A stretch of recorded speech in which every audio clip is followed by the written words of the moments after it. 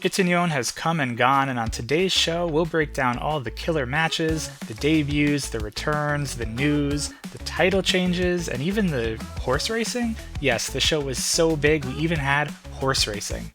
We'll also preview New Year Party 2-6, which has some major implications for Grand Princess, and we'll chat a little bit about the upcoming Max Heart tournament. All that and more coming up in the Tokyo Joshi Pod. Stay tuned.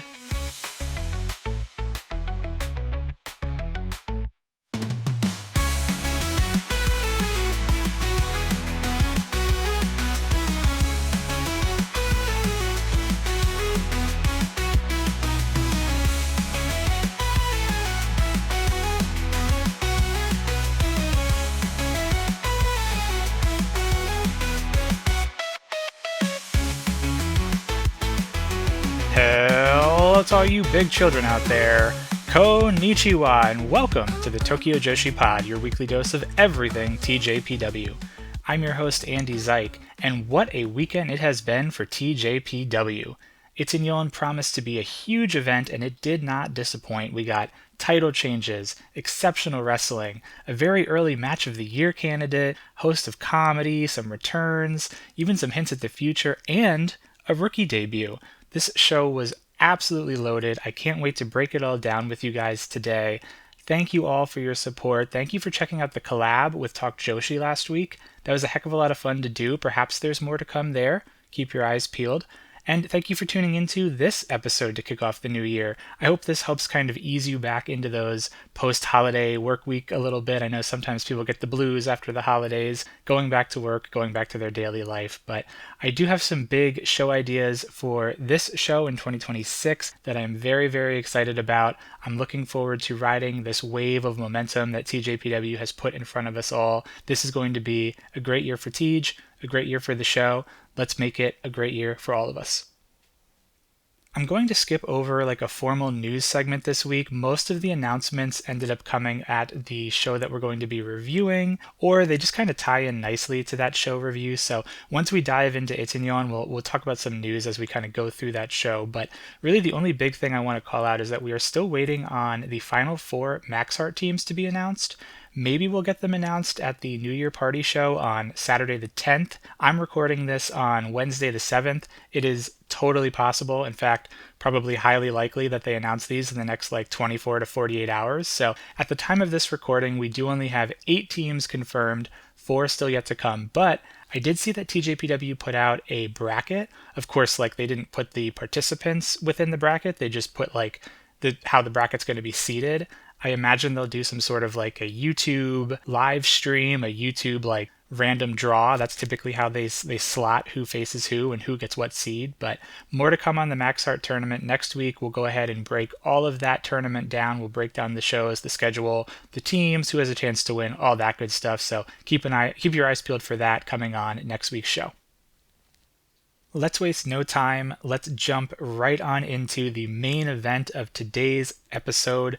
TJPW 2-6, Ittenyon, Korakuen went down on Sunday, January 4th, live from Korakuen Hall, live on Wrestle Universe. There is so much to talk about here. Let's go ahead and spend the majority of today's episode talking about this show and what it means for the future of TJPW. This is available on Wrestle Universe. It is free to Wrestle Universe subscribers, so you have to pay for Wrestle Universe, obviously, but this is not a pay-per-view show. And for the content that you get, that's incredible. If you have Wrestle Universe, I highly encourage you to check this out. Send it to your friends to check this out. This show is a little bit longer than your typical TJPW show. It's about 3.5 hours. Quite frankly, a little bit longer than I thought we'd get on Wrestle Kingdom Day on January 4th, but not complaining. 3.5 hours, top to bottom, really good card. We also had English commentary, so if you have a buddy that is new to TJPW or you want to introduce them to TJPW, perfect show to do that. Mr. Haku was on commentary all night long. He was joined by Kira Summer a little bit later on in the event, Kira Summer, actually really funny. She had some really good one-liners. She did a terrific job going out there and wrestling and then jumping on the commentary table. So would love to see more Kira Summer doing commentary. Before we jump into the matches, the Up Up Girls performance, I want to take a brief moment and talk about the attendance like we always do, but I really want to key in on this. TJPW announced an attendance figure for this Ittenyon show of 1,564.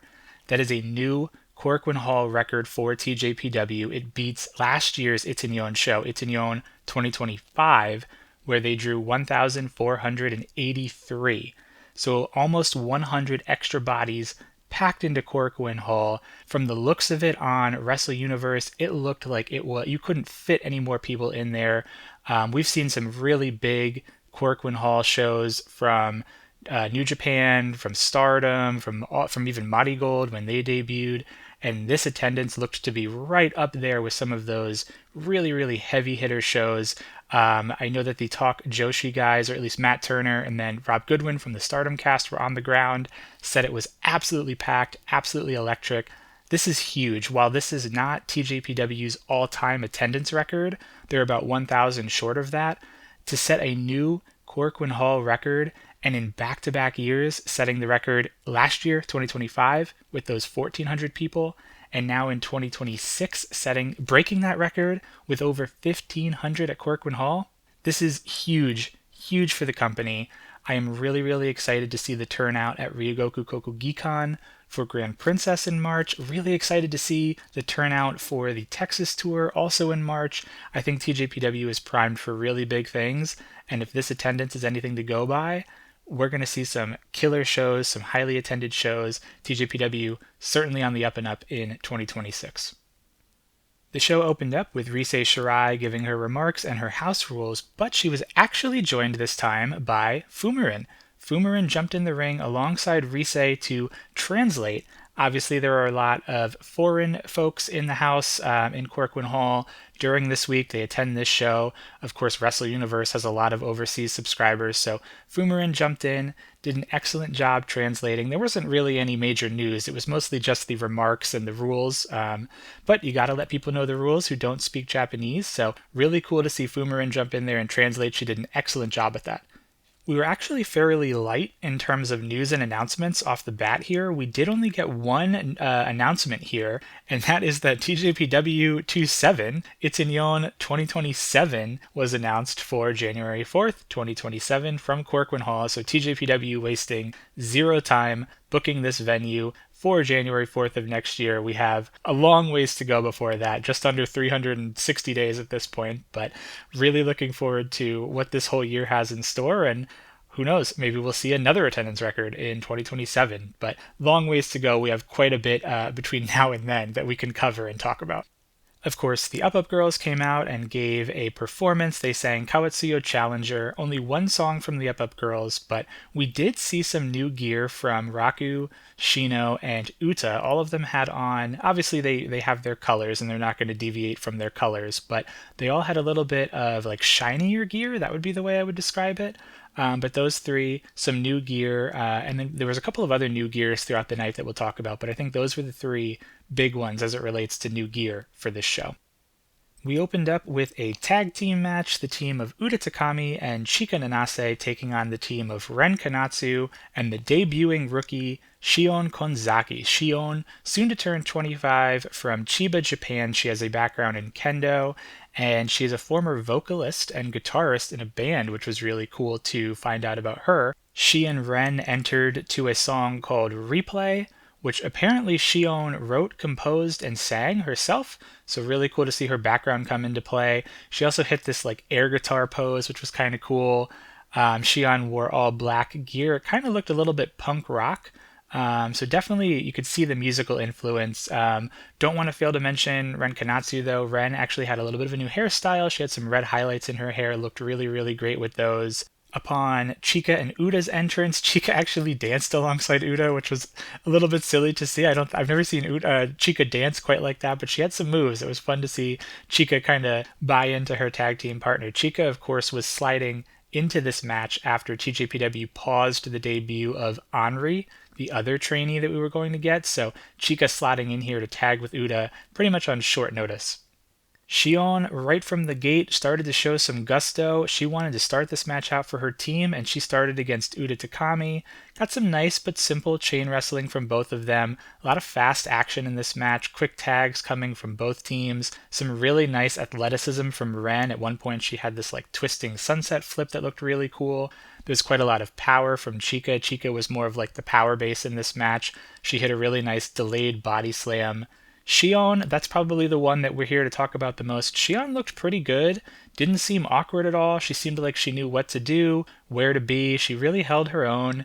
She got in a little bit of light offense, but struggled to keep up with Uda towards the end of the match, and then ultimately, Uda makes her submit to the koala clutch in 9 minutes and 2 seconds. After the submission victory, all three of the other ladies gathered around Shion in support. Shion looked a little bit frustrated, but truly she has nothing to be upset about. I thought she looked really, really good in her debut here.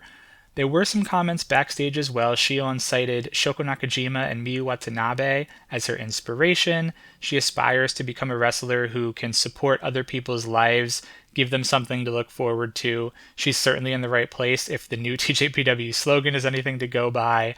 The other three gave some brief comments as well, just basically sharing their pride in Shion debuting, being a part of the debut. I guess it means a lot to the other competitors to be a part of someone's debut match as well. Overall, very nice debut from Shion. Everyone in this match looked pretty good. Really nice way to kick off the show. The second match, another tag match, the team of Hotshot, Toga, and Yuna Manase taking on the team of Himawari and Kira Summer. Yuna making her return to TJPW. Just a short while ago, we saw her in November at All Rise. I still think she has some of the best entrance music. I love that she kind of sings along to it. Of course, the crowd participates as well.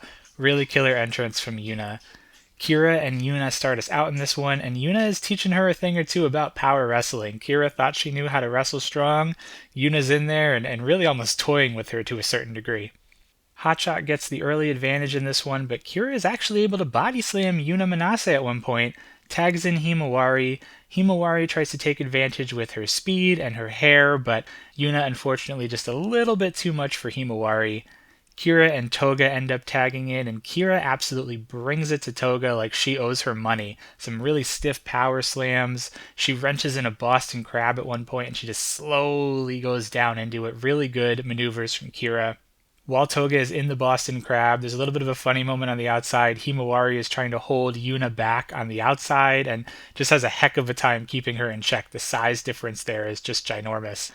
Toga powers out of the Boston Crab, hits a really nasty looking forearm, a rolling thunder, a strong fall-away slam, but Himawari is right there to break up the pin. Her and Kira nearly collide in this double team maneuver, and they awkwardly stand still for a moment. It looked like the timing was maybe off just for a split second, but Yuna comes in, clears house. Toga hits this absolutely beautiful rock bottom onto Kira for the win at 9 minutes and 27 seconds. Backstage, Toga says that she's aiming to grow more in 2026, especially as a singles wrestler. Yuna says that she supports her in that endeavor. Overall, this was a very solid undercard tag team match. A few days later on social media, Toga decided to rename her finisher. She no longer wants to call it the Rock Bottom. She is now calling it the Absolute Zero. Really cool name for that. Next up, we had a four-way match for the DDT Ironman Heavy Metalweight Championship. The champion, Mihiro Kiryu, was defending against Aja Kong, Rika Tatsumi, and Shino Suzuki. Worth noting, this is not an elimination match, so the first person to pick up a pinfall, whether it was on Mihiro or on a different competitor, would win the match and become the champion. Aja, of course, making her return here to TJPW for the first time since Wrestle Princess 6 in September. Aja overpowers all three of the competitors to start. We get this circle of forearms where they just start trading forearms, do-si-do, and around in this circle. Rika ends up trading places with Mihiro because she doesn't want to take the forearm from Aja Kong, which I thought was kind of funny. Mihiro doesn't really want to take it either, so she trades places with Shino, but Aja ends up just reversing the circle, so she hits Mihiro anyway. I thought that was a really good bit. Shino at one point tries to go it alone against Aja. She goes to give her a tour, and she shows her the bright future of TJPW in 2026. I mentioned this before, but I love that when Fumirin referees Shino's matches, she kind of plays along and looks out as if she's sightseeing at what Shino is touring. It's really cute. Aja, though, not willing to go on this tour, lariats Shino. Mihiro, of course, ever the opportunist, jumps right on in, tries to steal the pinfall. Aja gives her a quick kick in the head to break that up. Mihiro tries apologizing, but Aja gets up mid-apology and ends up giving an apology of her own. And she says that we are very sorry that someone like Mihiro Kiryu is the champion. Well, maybe that'll change here shortly. Rika jumps back in the ring, chokes Aja out, basically choking her all the way out of the ring, which allows Rika and Mihiro to start going at it. Shino comes in as well. Aja eventually returns, smacks Mihiro over the head with the tin can. Mihiro just can't catch a break. Rika proceeds to hit about what must be like 13 hip attacks on Aja Kong, leading to a triple team from all of the other ladies. Mihiro ends up getting the upper hand, climbs up on the corner to declare that she will defend this belt in 2026. We know where this went last time. We know where this is going. I'm surprised Mihiro went back to this strategy once again. She misses a knee drop from the corner. Rika immediately slaps on the White Dragon sleeper, and you think she might just do it, but Aja Kong comes in, cleans house again with her tin can. Shino jumps in at this opportunity, nearly gets a roll up on Aja, and the crowd is going nuts chanting for Shino. Shino was like that close to doing it, but Aja hits her with a really stiff backdrop driver at 9 minutes and 59 seconds, pinning Shino Suzuki. Aja Kong becomes the 1,797th Iron Man champion, also worth noting her 6th time winning this belt. After Aja is awarded the belt, Mihiro gets on the microphone, mentions how important that championship is to her. She actually mentioned that she wanted to be buried with it in her coffin, which was taking it really far. She said that she knows that she can't beat Aja in wrestling. Smart decision, know your limits. But instead, she decides to challenge her to a game of janken, which I understand now to be the form of rock, paper, scissors that has been played in TJPW the past few weeks. So she challenges her to a game of janken. Rika, though, sneaks in for an ambush attack before they can start playing rock, paper, scissors, and with Mihiro's help, the two of them pin Aja Kong. It is a pin sandwich, if you will, with Aja on the bottom, Rika on top, and Mihiro in the middle. So with that construction, Fumirin makes the referee decision and awards Mihiro the championship belt, given that she was the one immediately on top of Aja Kong. Mihiro retains and becomes your 1,798th champion, immediately hightails it to the back. Backstage, Mihiro tries to give some comments, but Aja is right there on her tail, demands that she gives her the belt back, challenges Mihiro to a singles match, and says that she will kill her if she loses the belt before that singles match. Mihiro accepts this singles match, and later this was set for the Saturday, February 14th Korakuen Hall show. That's the finals of the Max Heart tournament. So we'll see Mihiro and Aja Kong go one-on-one for this Iron Man title on February 14th. That match, really the match and the extracurriculars afterwards, certainly a hoot. What could possibly top that tonight? I have no idea. Well, we get our first big announcement. Well, I guess our second big announcement after next year's Ittenyon show, but we have a new Grand Princess 2-6 competitor announced. Minimo-chan. Minimo-chan, I had to do a lot of research, and kudos to Mr. Haku for really explaining this as it was happening in real time on commentary, but Minimo-chan is the official mascot of Minimoni. I might be mispronouncing that. Minimone. A 2000s subunit of the idol group Morning Musume. Morning Musume, a very, very popular idol group back in the early 2000s. Mari Yaguchi, she was at the Malaysia event, was one of the main idols within that group, and she actually gave a presentation here as well, or not a presentation, just some comments. But anyway, getting ahead of myself, Minimo-chan comes out. It is basically a mascot costume, right? So someone in a costume announces that she, I think Minimo-chan is a she, is very, very excited. She wants to learn how to do a lariat. There is a video message from Mari Yaguchi as well, who will be attending this Grand Princess show in addition to Minimo-chan to support her in her endeavor to become a pro wrestler. Very interesting announcement. I know we also have like Super Sasadongo Machine. I guess technically is just the PR ambassador, but I'm assuming he's going to be on the show as well. Andreza Giant Panda. I wonder if we're going to get some sort of a crazy tag match or maybe even a rumble like we got at Wrestle Princess 6. Usually when they bring in, TJPW brings in a lot of characters like this, it's within one match or within a rumble. So we'll have to see what the construct of all of these large personalities, large characters as well, literally, is going to be once we get to Grand Princess 2-6.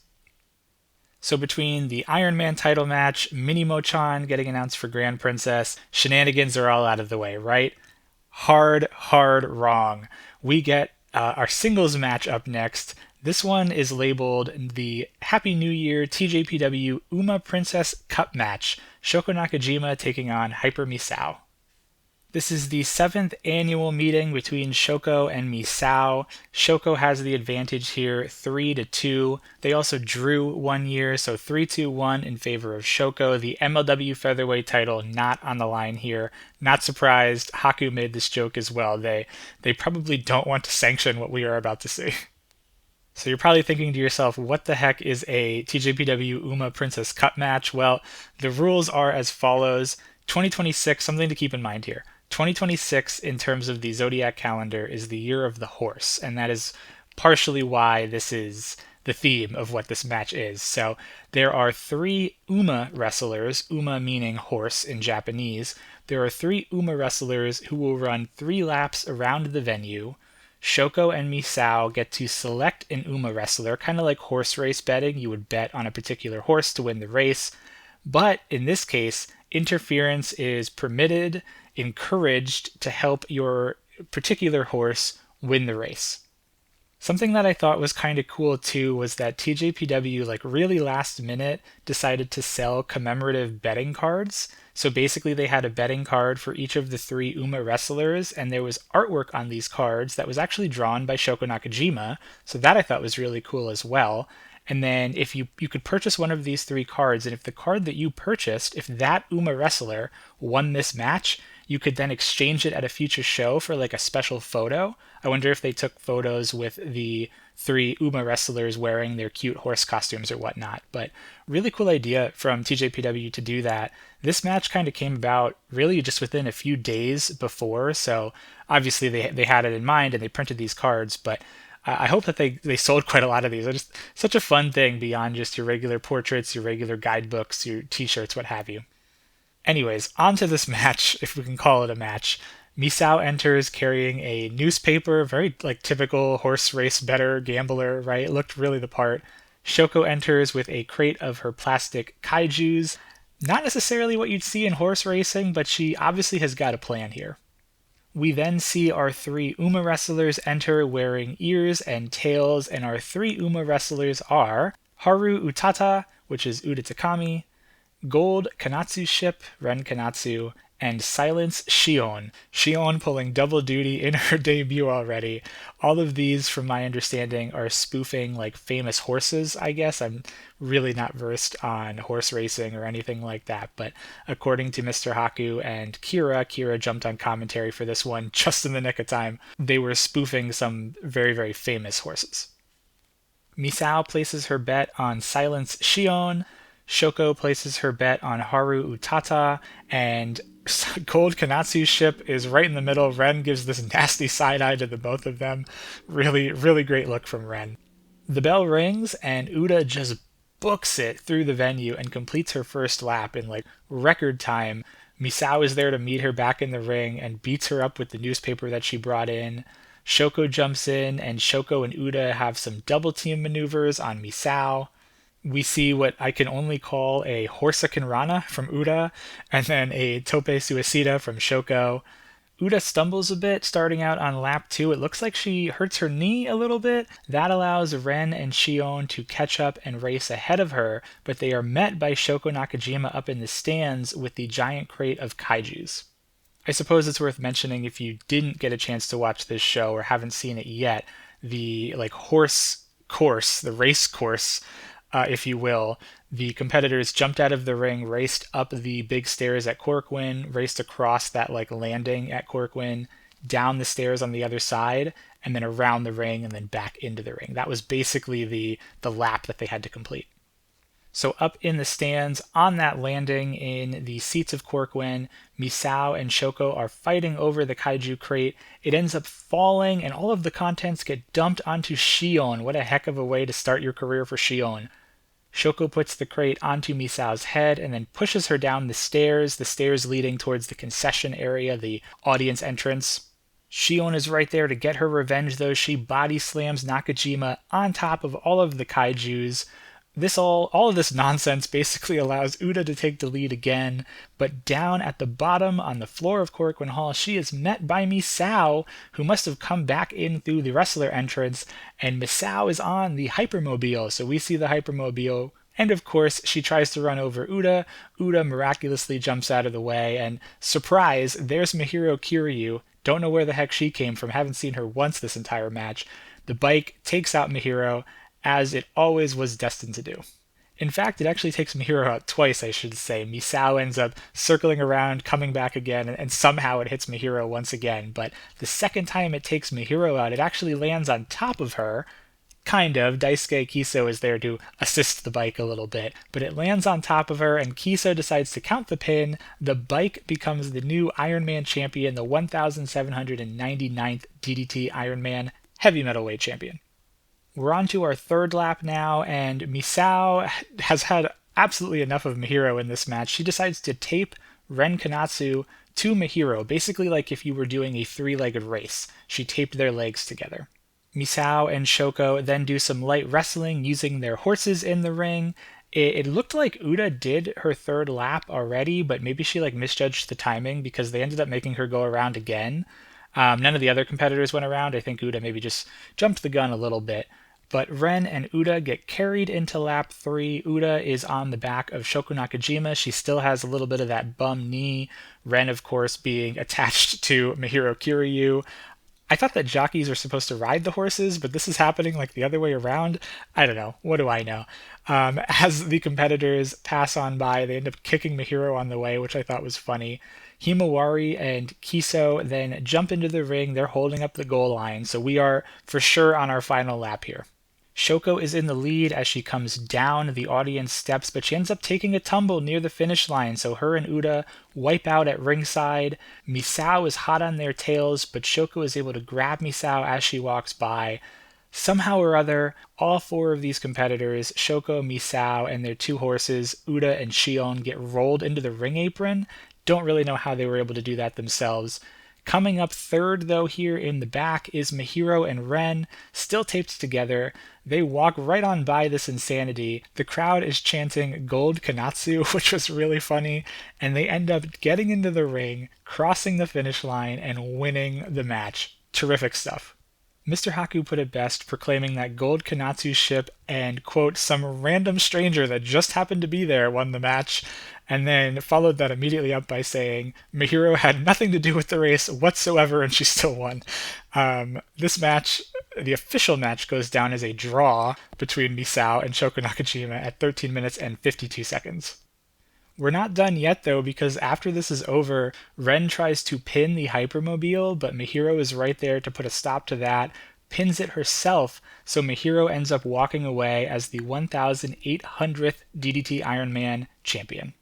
Backstage, Misao and Shoko give comments. Together, they say that they will continue this feud 12 years from now. Love that. Thought that was really funny.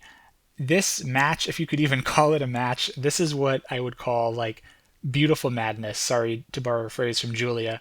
Beautiful madness, organized chaos. This was an absolute S show, but at the same time, incredible, incredible storytelling. The fact that you have a singles match, and then wrestlers that pick 2 horses, 1 horse upset that she's left out of the betting, finds this, random passerby in Mahiro able to pull out the victory, slow and steady wins the race, right? Tortoise in the hare, whatever analogy you want to throw here. Just really good storytelling. I completely understand that this match may not be for everybody. Some people prefer more hard-hitting, more serious-natured wrestling. You get that on this show too, but this is truly what Tej is all about. This is a part of Tej. This is the soul of Tej, and obviously coming straight out of the minds of Shoko Nakajima and Hyper Misao, but An entertaining time. I had a huge smile on my face the entire time I was watching this. I was thoroughly entertained, and really, what more can you ask for? I just thought really well told story in this match. Next up, we were back to tag team wrestling. The team of Miyu Yamashita and Kaya Toribami took on the team of J-Rod and Mifu Ashita. Only a short while since we last saw J-Rod back at All Rise in November, and unfortunately J-Rod barely got any streamers at this show. I thought that was a little bit sad, especially given the wonderful match that she had just a few months ago against Miyu Watanabe. But, she's still very early in her career. I'm sure she'll make her way back to TJPW once again, but come on, audience, do a little bit of a better job. Let's show some support for J-Rod. Yamashita starts this one out, and she beckons for J-Rod to get in the ring, so right from the rip, we are starting out hot here. J-Rod gets the quick upper hand on both Kaya and Miyu. Mifu comes in to cheer J-Rod on, which is a nice bit of a kind of working into their team dynamic. J-Rod actually cheered too. Mifu threw her a pom-pom, and J-Rod got in the cheering action. Apparently J-Rod is a former cheerleader, so maybe that's why these two were paired together. I also saw online someone said that this is the perfect pairing of a cheerleader and a jock, which I thought was kind of funny too. We actually got some nice double team maneuvers from Mifu and J-Rod, so they must have been practicing a little bit. There was this beautiful combination split leg drop frog splash that they did together. It looked really nice. Kaya and Miyu then go on the attack on Mifu. They also have some really nice double team moves, a lot of kicks. Kaya is really improving under the wing of Yamashita. No pun intended, Kaya, bird woman. We then get a second pairing of Yamashita and J-Rod, and they just kick the crap out of each other, both literally and figuratively. Literally in the kicking sense, not the crap sense. Kaya and Mifu end up having a nice exchange of their own. Also a lot of kicks in that one. Mifu busts out the X Factor, and Mifu hits this beautiful German suplex. I've never seen her hit a German suplex before, and it was almost picture perfect. Down the stretch of this one, Yamashita takes out J-Rod with a nasty-looking skull kick, and Kaya hits the Sento Choryu on Mifu for the win at 10 minutes and 39 seconds. Worth noting that Sento Choryu looked absolutely perfect from Toribami. After this one was over, J-Rod carried Mifu out on her shoulders. Backstage, she did agree to team with Mifu again in the future, and Mifu was just overjoyed at that. This was a nice way to return to some hard-hitting action after the previous few matches that we had, and please, I would love to see more Yamashita and J-Rod. Maybe a special singles match at Grand Princess, perhaps, or some sort of tag action. I know that J-Rod is technically only scheduled for one more show coming up on January 10th, but she seems to be having a lot of fun in her last two tours. Would love to see J-Rod come back, especially for a big arena show. Next up on the show, we had a 6-woman tag team match. The Magical Sugar Rabbits got back together again. Yuka Sakazaki and Mizuki teamed with Yuki Rai to take on the absolutely insane team of Raku, Palm Harajuku, and Max the Impaler, the team that I have dubbed Raku Palm Paler. A bit of housekeeping here. Yuka making her return to TJPW for the first time since the Dallas show in July, and her first time for TJPW in Japan since last year's Ittenyon 2025. The Sugar Rabbits also haven't tagged together in quite a while. The last time that happened was Grand Princess 2-4 back in March of 2024. Max was, of course, on the December 27th year-end party show, but because they were in the Rumble on that show, we get their first interactions with Rise Shirai and Fumarin here. And with Rise Shirai, both of these interactions were really fun. With Rise Shirai, Max seemed to give off these vibes of you're not Namba. Where's Namba? What happened to Namba? What'd you do with Namba? I thought that was a fun little bit. And then with Fumarin, Max really seemed to like Fumarin's pigtails. Fumarin, you might want to be careful. They have a history of taking little trinkets from their competitors, Max does, so let's make sure she doesn't nab one of Fumarin's pigtails. But cute interactions, cute first interactions with Max and Rise, and Max and Fumarin. And then the last couple of housekeeping notes here before we get into this match. Yuka came out to her OG theme song, not the one that we've been getting in Ring of Honor that's this techno-y dubstep version, so that was really nice to see. Both of the Sugar Rabbits wore their black gear, so we had the black magical Sugar Rabbits, also cool to see that. And then by far All 6 of these competitors got the most streamers so far tonight. Now, while all this is going on, the entrances, the music, Max interacting with different people, all of this time, Raku is wearing something on her head that later come to find out is a sun, and it kind of looks like she made this herself. It looked like it was made of some sort of cardboard paper. Raku starts this one out and falls asleep. Yuka is in the ring and wakes her up, and Raku stretches and proclaims that it is the first sunrise of the new year. All I have to say about that is what a commitment to that bit. Raku wore that hat all the way out through all of this other nonsense and ring introductions, all this other stuff that was going down, just so that she could sit in the middle of the ring, sit up and say it's the first sunrise of the new year. Oh my god. She really, really, really committed to that one. Raku tries to give the sun hat to Yuka, tries to go for her pillow from Max, but for some reason Max doesn't want to give it to her, and you can hear Raku shouting, please, please, but there was no dice. Raku somehow is able to Papo Chop all 3 of the opponents, Yuka, Mizuki, and Arai, and then hits an Oyasumi Express on all 3 of them. Palm tags in, and we get a bit of a modified Den Den Daiko. Instead of playing the drums, they decide to pound mochi together, Palm and Raku. And Haku was explaining that this is a take, I guess you would say, on mochitsuki, which is a tradition, I guess, around New Year's or the end of the year in Japan where you pound mochi. It is like a 2-person job. Someone will pound the mochi. Someone, when someone is not throwing the hammer down, will flip the mochi, so it's like this coordinated 2-person thing. Anyway, long story short, that's what Palm and Raku were doing here instead of the Den Den Daiko. After all of this silliness, Yuka goes into full psycho mode. We get a triple team attack on Palm. Max comes in, clears house, but it's pretty short-lived as Yuka starts to take it to Max, and I think this is the first time that Max and Yuka are fighting against each other. Yuka was not scared at all to go up against them. I could be wrong, but I do think it's the first time that Max and Yuka have ever met in a ring. We actually get some really nice tag team action between Palm Paler and Majirabi. Palm somehow keeps losing her shoes in this match, both intentionally and unintentionally. This one ends with Arai pinning Palm with a bit of a modified brainbuster at 10 minutes and 30 seconds. After this one's over, Max carries Palm to the back. Yuka gives a magical piggyback ride to Mizuki, the first time in a while that we've seen that. Backstage, Mizuki says that her goal for this year is to take TJPW to the Galaxy. Arai said that her goal is that she wants to win a belt this year, and Yuka's goal for 2026, she wants to become a NASA executive. She literally said that, and I don't think Mizuki or Arai were expecting her to. Arai was also asked about her new finishing move, and she spoke a little bit about that modified brainbuster. Raku Palm Paler also gave some remarks. Essentially, that ended with Max throwing Raku's sun hat on the ground. That wasn't very nice, Max. She worked hard on that. It was already damaged in the match. Shame on you for doing that. I assume maybe Max is a little bit frustrated that the team lost, but overall, this match was a bit more serious than I thought it would be, even after I kind of walked through all of the silliness that took place. Yuka is also so good. I'm sure you guys know that listening to this show, but Yuka is so good. She looked incredibly crisp. Her mannerisms were on point, and really, this is just like a taste of her skills. Especially if you're watching a lot of AEW, a lot of Ring of Honor, you're only getting a taste of Yuka Sakazaki. This was almost like a reminder. I can't wait to see what she has in store, what TJPW has in store for her at Grand Princess 26.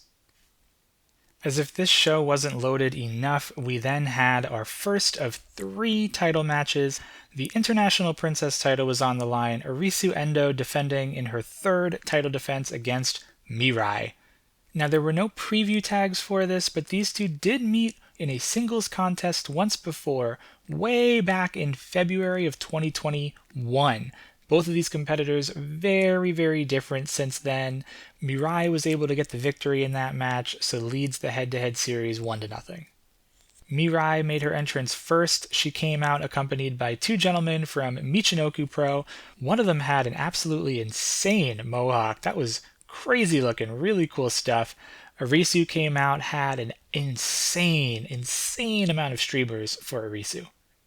The crowd was split, chanting for both competitors at the start of this one. Some speedy technical wrestling kicked us off. Mirai got a little bit of an upper hand, able to slow things down a bit. These two, though, were very, very evenly matched. Arisu finally got on the attack with this really nice looking quick thinking counter where she was running the ropes and actually did a circle behind Mirai. Nice inventive thinking from Arisu there. She was able to lock the camel clutch in, and in this really cool moment, Mirai is able to reach the ropes by using her face. She couldn't use her arms in any way, so she just kind of snake crawled her way and just plopped her face right on the ropes. Mirai somehow manages to pull off a wheelbarrow suplex into this Uranagi. Really, really cool looking maneuver. She tries for the lariat. Arisu counters that with a really stiff looking thrust kick. Goes for the Juno Okite, which is blocked by Mirai, who hits the Miramare shock and then absolutely decapitates Arisu with a huge lariat, picks up the 1-2-3 at 12 minutes and 51 seconds. Mirai becomes your 16th International Princess Champion, the first time she's won this belt, the first time she's won any belt in TJPW. After this one is over, Arisu looks so incredibly sad. It's very weird to not see her smiling. Toga comes out and challenges Mirai, not the person that I would expect to be the first challenger for Mirai, but that one a few days later was made official for that Saturday, February 14th show. Again, the Max Heart Tournament Finals. So that February 14th show now has the Ironman title defense and an International Princess title defense on top of the Max Heart Finals. Backstage, Mirai gave some comments, praised how much Arisu has grown since they last met back in 2021. She says that she feels like she's come home in TJPW, and she expresses her excitement to face Toga. Arisu gave some very brief comments, essentially saying that she is going to be depressed today, she is going to grieve this loss, allow herself to be upset with it. Toga as well gave some comments, basically doubled down on her comments from earlier in the evening, saying that she's ready to spread her wings as a singles competitor and actually intended to issue this challenge regardless of who came out the champion. Now I have to say, I'm a little bit surprised by this result. I'm not shocked. I did think that there was a world where Mirai wins this belt, maybe holds it up until Grand Princess and drops it to somebody, or maybe even farther. But I am a little bit surprised by the result, more so in the sense that Arisu lost this belt so soon, rather than Mirai winning the belt, if that makes any sense. But really, all that being said, I know I didn't talk too much about this one. This was a terrific match. I highly, highly encourage you to go and check this one out.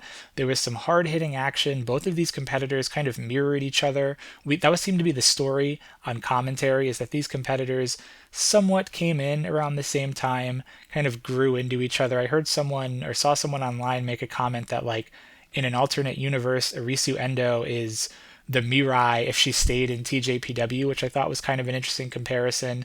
But a really, really good match here, a really terrific match with somewhat of a surprise result. I mentioned this before. Who knows what the original plan was for the International Princess title in the second half of 2025. Mocha won the belt at Summer Sun Princess. Unfortunately, she had to vacate it shortly after. Maybe Mocha was going to hold this belt until January 4th. Maybe Mirai was always supposed to come in, take it off of Mocha. Who knows? In my opinion, I think that they kind of stumbled into something really powerful with Arisu. Arisu was a strong champion. She was obviously over the moon at holding that belt. All of her interviews and her comments were she was clutching that belt like it was her baby. It's unfortunate to see that she lost the belt so soon, but I absolutely believe Arisu will be back in the IP title picture sooner than later. Eventually, Arisu's going to make the Princess of Princess title picture as well. I think Arisu, albeit short, really showed that she can handle singles matches, singles belts, and singles competition, and basically passed the test, if you will. So look for Arisu to get back in the title contention relatively soon. In our semi-final of the evening, the Princess tag titles were on the line. Uber Eats, in their third defense, took on the team of Prism Greed. We did have a couple of preview tags for this, and surprisingly, Prism Greed won both of them. They are up 2-0. Aino directly pinned Kamiyu, and then we had a singles match where Haru pinned Wakana. So both members of Prism Greed had a victory over both members of Uber Eats. We get a very intense stare down to start this one out. Kamiyu does shake hands, but she brushes off Haru, really not taking her seriously. The Yukis come in, they're going to start it off. We get dueling chants from the crowd again. Kamiyu basically mocks this competing team for a 2-on-1. She was like, "Why don't you get in the ring, Haru, and let's mix it up. I can take on both of you." She actually gets it, of course. I don't know why you'd beckon that on, but somehow or other, she was able to fend both of Prism Greed off. We get combinations of all four women here. Haru goes to work on Wakana's arm quite a bit. She wants to lock in that Izayoi. Haku makes a really astute observation here. He points out that both teams are wearing blue and red, one member wearing blue, one member wearing red, and he kind of harkens it back to the Crush Gals of like OG Joshi wrestling. I don't know if that was intended. I think it just so happens to be the colors of these four competitors, and it just so happens to be that one of them is on either side, but I just thought that was a really cool observation. I think Haku all night was really doing an excellent job on commentary, but it was the little things like this that added so many more dynamics and layers to the matches. The Yukis end up fighting out into the crowd, which is something we don't really see too often in TJPW. Kamiyu absolutely clobbers Aino with a big boot right into the chairs. That looked really gnarly. Back in the ring, Haru tries taking it to Kamiyu to get a little bit of revenge. Kamiyu is able to tag in Wakana. Ober Eats has some really nice double team attacks. Things kind of break down here. All four women are in the ring duking it out. Haru decides to go back to the arm on Wakana. Almost looks like she's trying to pull it out of the socket. She slaps on the Izayoi, but Kamiyu is right there, coming to the rescue. Things break down yet again.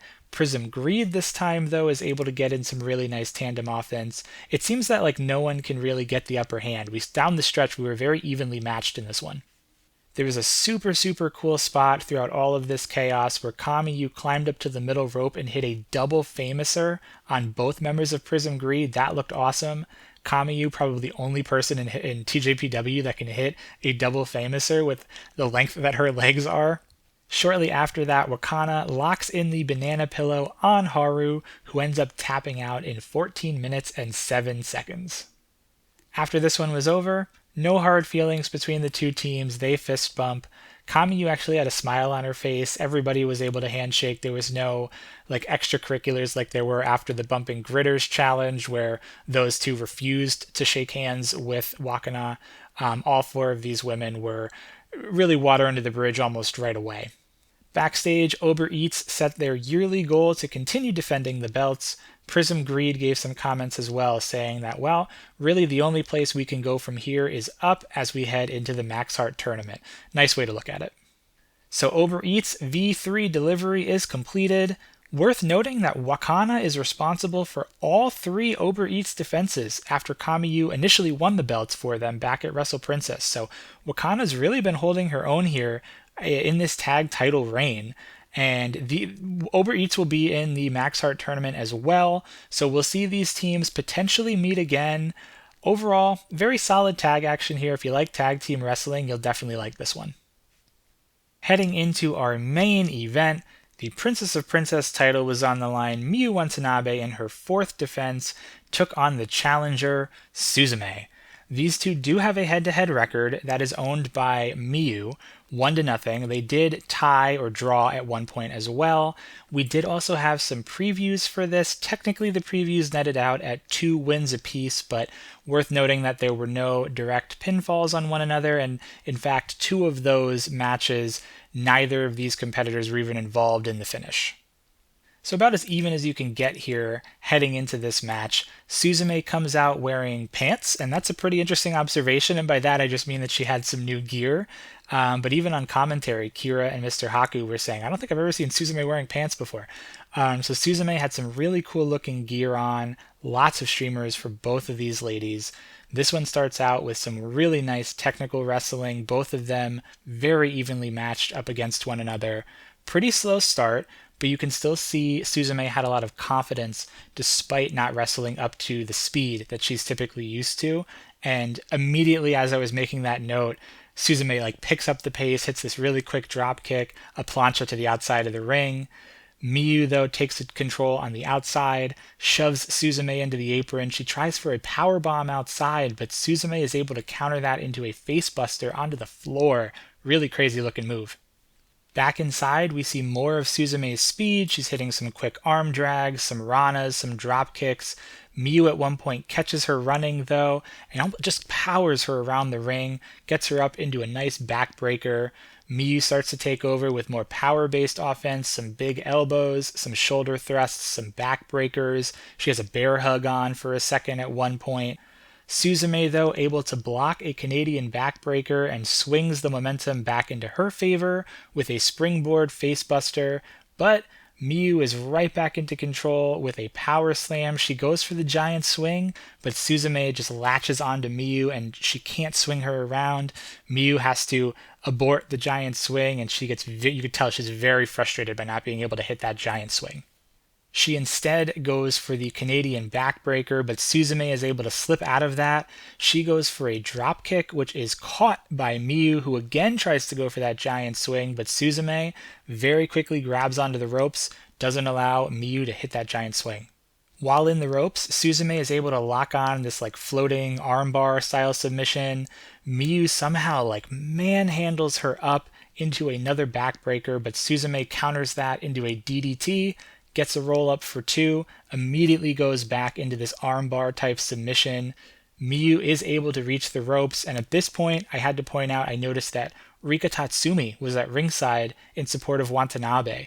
Typically, you'll see Uda is out there, sometimes Shino, but it's usually Uda out there in support of Miyu. Really cool to see Rika out there supporting her Daydream tag team partner heading into the Max Heart tournament. Suzume still on the attack here, goes for the Ring a Bell, but Miyu is able to catch her in mid-air, transitions directly into the giant swing. She then hits the Canadian backbreaker right into a hammer chop, but that gets dodged into a roll-up by Suzume. Suzume is going for multiple fast roll-ups here, and just when Miyu thinks she has her figured out, I'm going to block this next roll-up, Suzume one step ahead of her, doesn't go for the roll-up, but hits a reverse gory special bomb right back into that armbar submission again. They are moving a mile a minute at this point. This is exceptional wrestling, evenly matched wrestling. Just when someone kind of snakes out and gets ahead, the other one comes right back with a counter, with a block, and then tries to get ahead themselves, and they're just really wrestling, no pun intended, for the advantage in this match.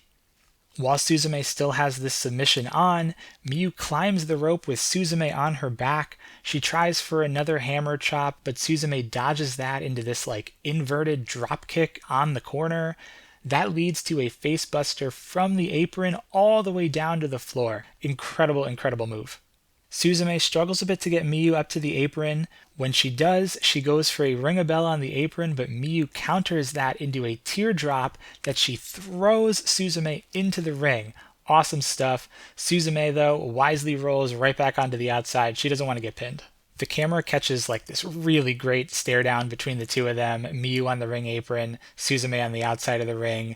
Miyu drags Suzume right back in. They end up trading strikes a little bit. Suzume is able to hit another facebuster out of the corner. She climbs up to the top rope, but Miyu meets her up there and hits this huge twisting power slam.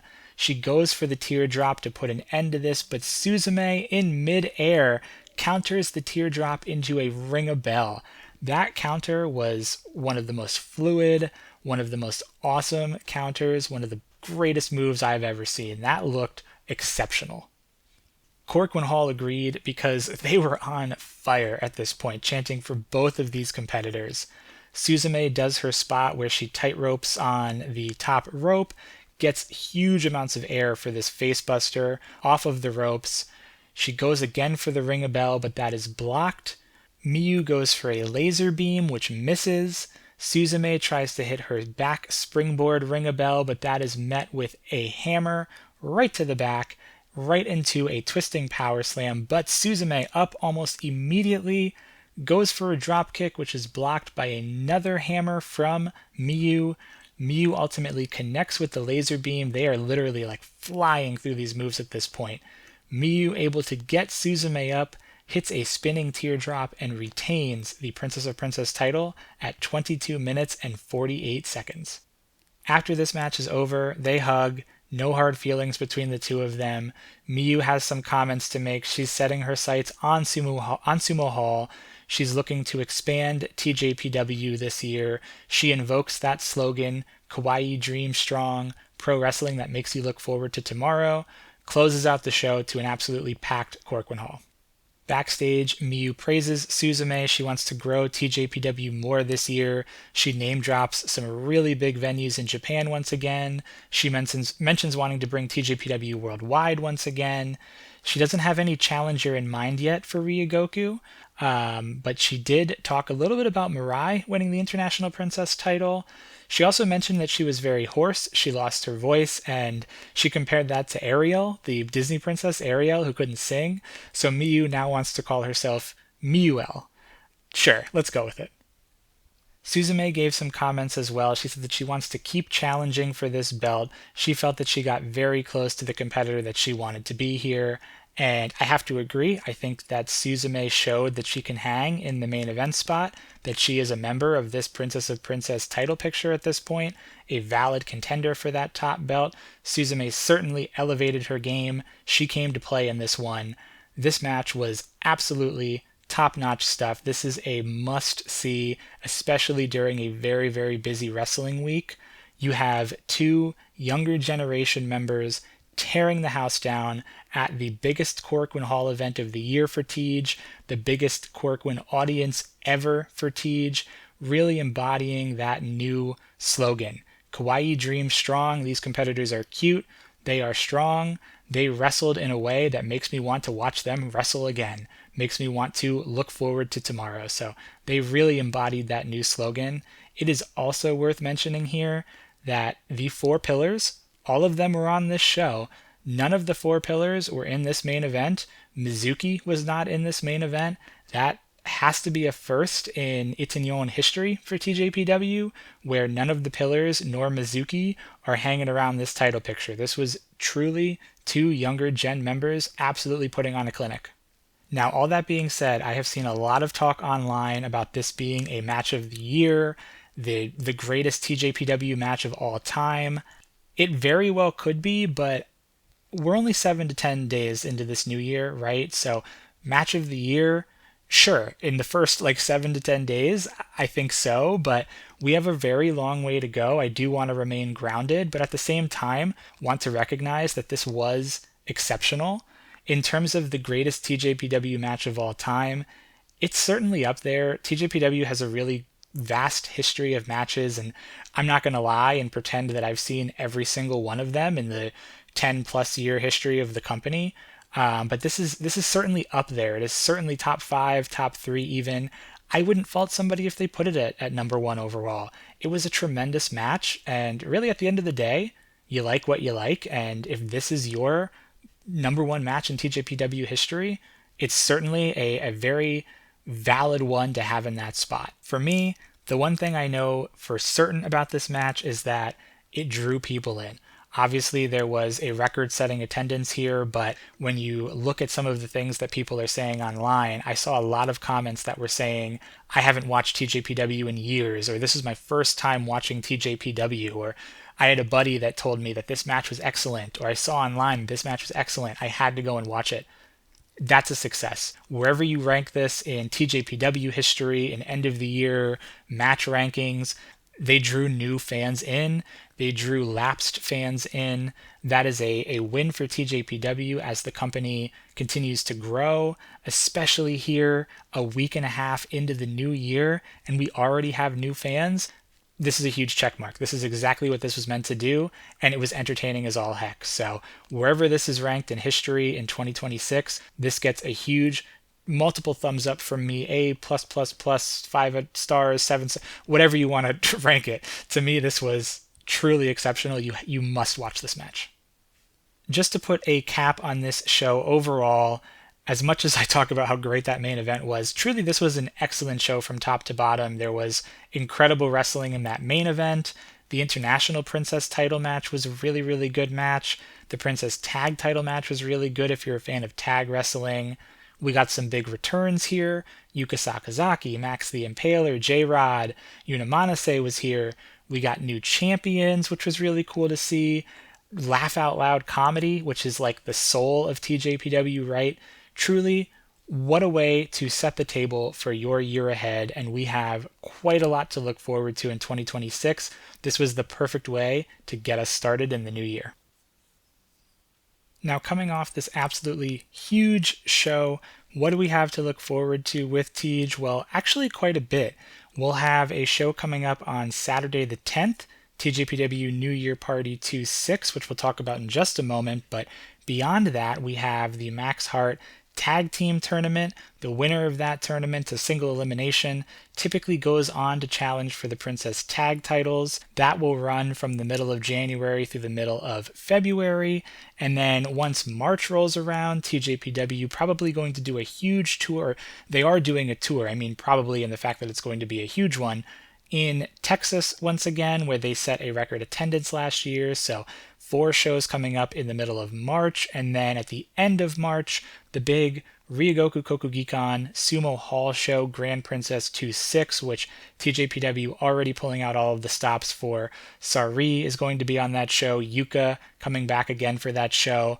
The likes of Lei Ying Lee will be there. Andreza Giant Panda, Minimo-chan, who was just announced today. Quite a large show that's upcoming. But looking forward to that Grand Princess show, this weekend's Saturday, January 10th's New Year Party 2-6 actually has some pretty big implications for that show. This show will take place on Wrestle Universe. It will be live. It'll start around 9 p.m. Eastern, 6 p.m. Pacific time from the Shinjuku Face. And there's going to be a 6-way elimination match, which will be a number 1 contenders for the Princess of Princess title. We'll talk about that one in just a second, but I'm going to run down the remaining 5 matches that are on the show. A singles match between Haru Kazushiro and Shion Konzaki, Shion's first singles match of her career. A 3-way match between Raku, Kaya Toribami, and Chika Nanase. A 6-woman tag match. Mihiro Kiryu will tag with Hyper Misao and Kira Summer to take on Bumping Gritters. Himawari and Shino Suzuki, they'll team with Palm Harajuku. I imagine the Iron Man title will come into play here since Mihiro is still the champion. Shino, of course, had almost that title right in her grasp at the 4-way at Ittenyon, so that might come into play here. This is also like a Max Heart tune-up match for the Bumping Gritters. They are in that Max Heart tournament.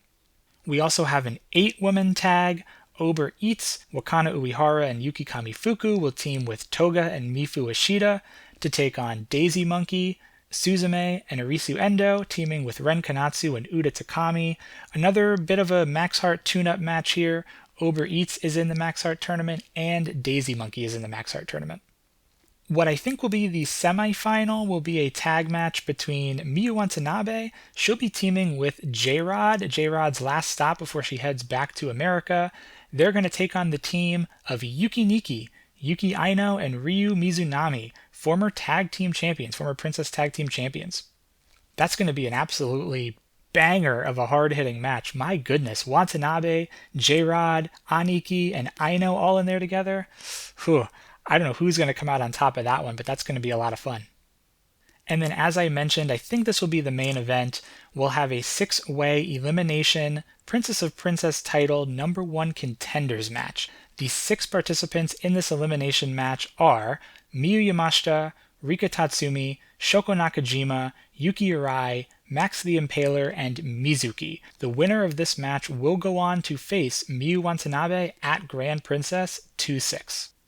Now I want to take a minute and just briefly walk through all 6 of these potential challengers, how they relate to the Princess of Princess title, how they relate to Watanabe here.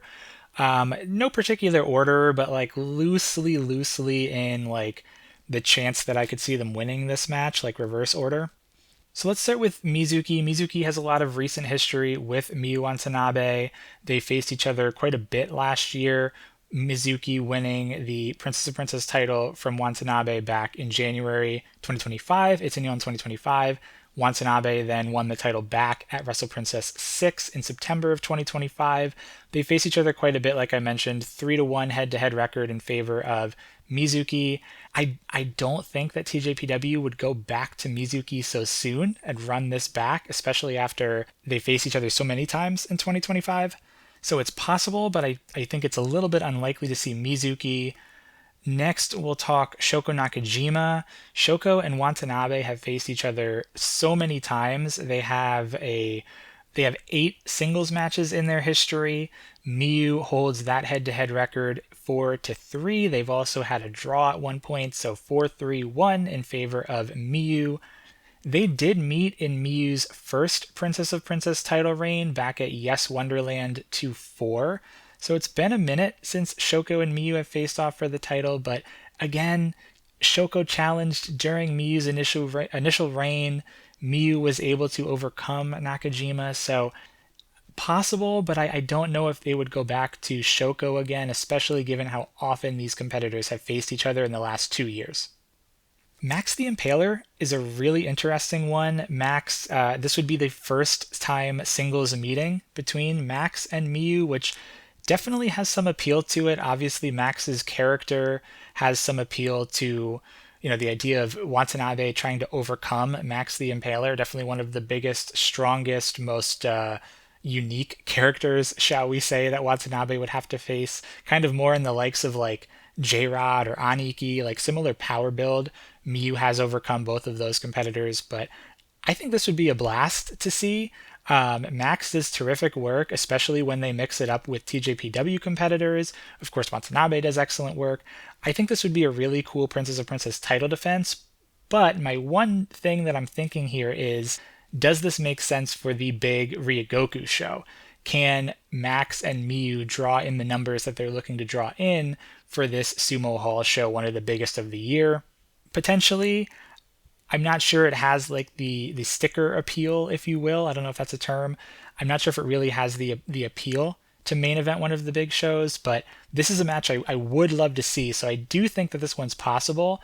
Worth noting, though, that Max's tour, their current tour with TJPW, is scheduled to end on February 14th at the end of the Max Heart tournament. Totally possible that they extend or that they come back in March, but for now, Max is not scheduled to be at Grand Princess, but obviously that could change. Rika Tatsumi is an interesting one. Rika and Miyu, obviously they team together as Daydream. They've met quite a bit before. Rika owns a head-to-head advantage, 3-1 over Miyu. They haven't met since Summer Sun Princess of 2024 during Miyu's first Princess of Princess title reign. So Miyu has defended the belt against Rika, but I do think that there's a storyline here in the amount of time it's been since they met, and the fact that Daydream will be in the Max Heart tournament. Maybe something goes down. Like, it would be an interesting story to have Miyu, your Princess of Princess champion, teaming with her longtime Daydream partner in the Max Heart tournament when her tag team partner is the #1 contender. I think they could do a lot of fun things with that, so I could see them going in that direction with Rika.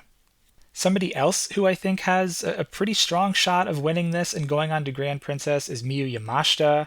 I know some people out there might be rolling their eyes at seeing Miyu and Miyu face off again, but here's the catch. These two last met at Sumo Hall at Ryogoku Kokugikan 2 years ago at Grand Princess 2-4. Would be kind of nice that the first time TJPW returns to that venue, they put the same match on. That match back in 2-4 was Miyu overcoming Yamashita, the ace, the current champion at the time, to win her first Princess of Princess title and really taking that leap into the main event scene, into the champion level competitor scene. These two also have a history. They've met 4 times before, and they are dead even, 2 victories apiece. Maybe we'll see them rematch at Sumo Hall for the title, for all the marbles, for the edge in that head-to-head record. I could definitely see that playing out, especially when you consider the crowd that TJPW is looking to draw here. Why not have your ace and your future ace go head-to-head? And then the last competitor here that I also think is a strong possibility is Yuki Arai. Arai recently challenged Mizuki for the Princess of Princess title. She came up short. I believe that was at Summer Sun Princess last year in 2025, but Arai has never faced Watanabe, whether for the Princess of Princess title or for just a singles contest. These two have never met before. I think that's a very appealing thing to have at one of your biggest shows of the year. Arai is obviously on tap for some really big things. We saw her get pushed with the International Princess title. She had a really good reign with that. We saw her, again, fight Mizuki just last summer for the Princess of Princess title. Maybe Arai finds her way into that title picture again, and they book this first-time singles meeting between a very strong champion in Watanabe, very strong up-and-coming future champion in Yuki Arai. I hesitate to make a pick here. I know that might be a cop-out, but I do think that really any of the six could pull this out. The one that I really do have doubts about is Mizuki. I just don't think they go back to that so soon. But if I had to narrow it down, I would say maybe Yamashita, Tatsumi, or Arai would be my pick. Maybe Max is like a dark horse if you want to place a bet there. I think, though, at the end of the day, any of these six competitors would have a terrific match with Watanabe. So really looking forward to seeing how this plays out. And remember, it's elimination. So one by one, slowly but surely, as this match progresses, we will kind of whittle down this field and see who ends up taking the crown here, or I guess taking the potential to take the crown, if you will. Again, this show will be on Saturday, January 10th from the Shinjuku face. It is live on Wrestle Universe, 9 p.m. Eastern the night before, 6 p.m. Pacific time. So go ahead and check this one out. I think this will be low-key. I think this is going to be a pretty good card between that really heavy-hitting tag match, some of the tune-ups for the Max Heart, and then Shion's singles debut, and then this elimination match. So TJPW New Year Party shaping up to be quite the momentum ride, right? We've started that momentum with Ittenyon. We're going to continue riding that momentum here through New Year Party into the Max Heart tournament. Now, very briefly, want to check in on just a couple of graduates, some excursions. The only graduate I want to mention, it's been a little bit quiet for graduates of late, but I saw online that Sayuri Namba will be making an appearance at a convention in New York City. There's a convention coming up called Toy Stop NYC. So if you are in the New York City area or the New York area, on Sunday, February 22nd, Namba will be making an appearance. I guess it's like a meet and greet type of a thing. You can go ahead and meet Namba. Of course, there's a host of other wrestlers that are scheduled to appear there. I think I saw Mickie James was like one of the big ones, but Toy Stop, New York City, if you're in the area, want to meet Sayuri Namba on February 22nd. I also want to briefly talk about some excursions. We've been talking the last few weeks about Ganbare Pro and their Before Sunrise 2025 show, which was at Korakuen Hall on December 27th. Had my eyes on this one because Mihiro Kiryu was in a mixed four-way tag match. She teamed with Ken Oka. They took on Yuna Manase and Takashi Sasaki. They also took on the team of Moeka, Haruhi, and Gabaiji-chan, and then Harukaze and Hartley Jackson. So quite the eclectic mix of competitors. This one was finally uploaded to Wrestle Universe on January 2nd. So I decided to check it out, and it turns out that Yuna Manase had pinned Mihiro Kiryu backstage prior to this match to win the DDT Iron Man title. So coming into this match, Mihiro was not the champion, it was Manase. Now keep in mind this happened before the Ittenyon show, so as we'll come to find out, the title found its way back to Mihiro as it always does. But coming out of the year-end party show, where Kekeru Sakaguchi won the title and then slipped on the banana peel and Mihiro won it back, well, turns out Mihiro briefly lost it before Ittenyon. I'm not going to do like a full breakdown of this match. I'll admit I do not know a lot of the competitors that were a part of this, but I do want to say that it was nice to see Ken Oka wrestle and not just his white tank top. If you're a longtime listener, if you know, you know there, right? Surprisingly, though, Ken Oka wore a black tank top here, so perhaps that played a factor into the decision here. But Ken Oka's white tank top, a former Iron Man title winner, Ken Oka wrestled alongside Mihiro here with his black tank top instead. Ken actually won the match for his team, pinning Yuna Manase, so Ken Oka briefly won the Iron Man title, but was almost immediately pinned by Mihiro, and that's how she ultimately gets her belt back before the Ittenyon show on January 4th. Must have been because he decided to wear black today instead of his white tank top. Overall, a fun match, a silly match with some of the competitors, but I'll admit I don't watch too much Ganbare Pro. I know, friend of the show, Alessandro, Hype Talk TV, really talks a lot about Ganbare Pro and how great it is. Yuna Manase, that's her home promotion. She does a lot of work to get people to watch it. I really enjoyed what I saw. Sari was also on that show. If you're a fan of Sari, I believe Sari wrestled Yuri, if I'm not mistaken. So perhaps check it out. It's on Wrestle Universe. If you got Wrestle Universe and you're watching TJPW, here's a Ganbare Pro show that you can kind of dip your toes into. And then the last thing I want to mention, upcoming on January 15th, there is a DDT event where we have a couple of TJPW wrestlers participating. We'll have a tag team match. Chika Nanase will team with Shoko Nakajima, and they will take on the team of Yuki Kamifuku and Aja Kong. So coming up on the 15th, I will talk more about what that looks like when it goes up on Wrestle Universe, but all the DDT events should be on Wrestle Universe. I think this one should be, but we'll have a fun tag match there. Aja Kong, Kamiyu taking on Chika and Shoko. And that's going to bring us to the end of this episode of the Tokyo Joshi Pod. What a kickoff to the new year. What an Ittenyon show. I definitely am going to need some cold spray and some ice packs after that one. On next week's podcast, we'll review New Year Party 2026, where we'll know the Grand Princess 2-6 main event. We'll also preview the Max Heart tournament, which is kicking off on January 17th. We'll chat through the opening night show, the tournament itself. Go ahead, get your picks ready, get your bracket ready. Fingers crossed we'll know all the teams by this weekend. I hope you enjoyed the show. If you did, you could subscribe wherever you get your podcasts so you don't miss any future episodes. You can follow us at Tokyo Joshi Pod on Instagram, TikTok, and X. You can also email us, tokyojoshipod@gmail.com. But above all else, remember to keep your hearts burning, stay magical, my friends, and we'll see you next week on the Tokyo Joshi Pod.